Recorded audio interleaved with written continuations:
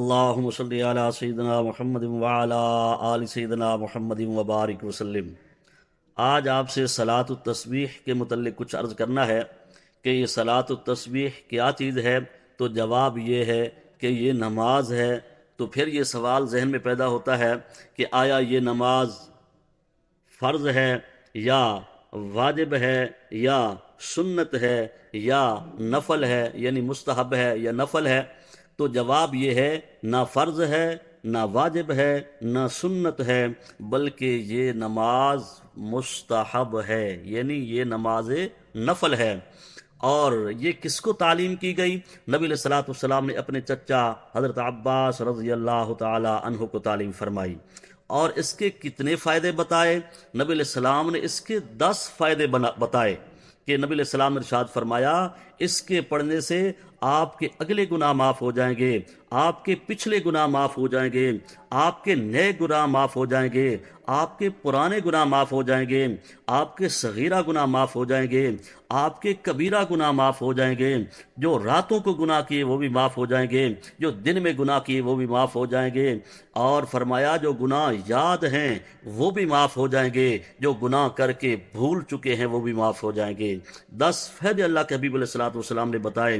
پھر نبی علیہ الصلوۃ والسلام نے بتایا کہ اس کے پڑھنے کا طریقہ یہ ہے کہ آپ 4 رکعات نماز صلاۃ التسبیح کی نیت کر کے پڑھنا شروع کریں، تکبیر تحریمہ کہیں، تکبیر تحریمہ کے بعد ثنا پڑھیں، پھر اعوذ باللہ من الشیطان الرجیم، بسم اللہ الرحمن الرحیم، اس کے بعد آپ سورہ فاتحہ پڑھیں، پھر کوئی ساتھ سورت ملائیں، پھر کھڑے کھڑے 15 مرتبہ نبی علیہ السلام نے یہ تعلیم دی کہ ان کلمات کو کہنا ہے، یعنی سبحان اللہ والحمد للہ ولا الہ الا اللہ واللہ اکبر۔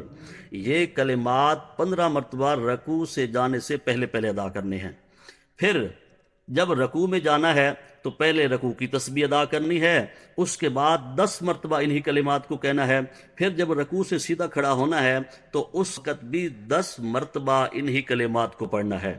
یہ ٹوٹل یعنی کھڑے ہونے کی حالت میں، قیام کی حالت میں ہی 35 مرتبہ ہو گئی۔ اب رکوع سجدے میں چلے جانا ہے، جب سجدے میں جانا ہے تو سجدے کی تسبیح پڑھنے کے بعد 10 مرتبہ پھر یہی کلمات کہیں، یعنی سبحان اللہ والحمد للہ ولا الہ الا اللہ واللہ اکبر۔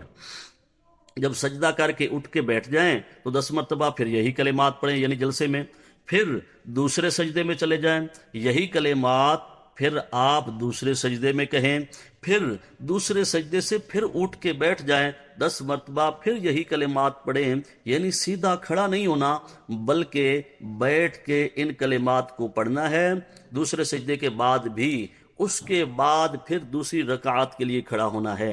تو یہ ایک رکعات میں 75 مرتبہ یہ کلمات پڑھنے ہیں۔ تو اسی طریقے سے 4 رکعات آپ نے صلاۃ التسبیح پوری کرنی ہے۔ نبی علیہ السلام نے ارشاد فرمایا، اے میرے چچا، اگر ہو سکے تو اس کو ہر روز پڑھا کریں، اگر یہ بھی نہ ہو سکے تو ہفتے میں 1 مرتبہ پڑھا کریں، اگر یہ بھی نہ ہو سکے تو سال میں 1 مرتبہ پڑھا کریں، اگر یہ بھی نہ ہو سکے تو زندگی میں 1 مرتبہ اس کو ضرور پڑھ لینا۔ اس سے پتہ چلتا ہے یہ نماز کتنی اہمیت کی حامل ہے، جس سے ہماری زندگی کے اگلے پچھلے تمام گناہوں کو میرا پروردگار معاف کر دے گا۔ تو اللہ سے دعا ہے کہ اللہ تعالی ہم میں سے ہر مسلمان کو اس نماز پڑھنے کا موقع نصیب فرمائے۔ وآخر دعوانا ان الحمد للہ رب العالمین۔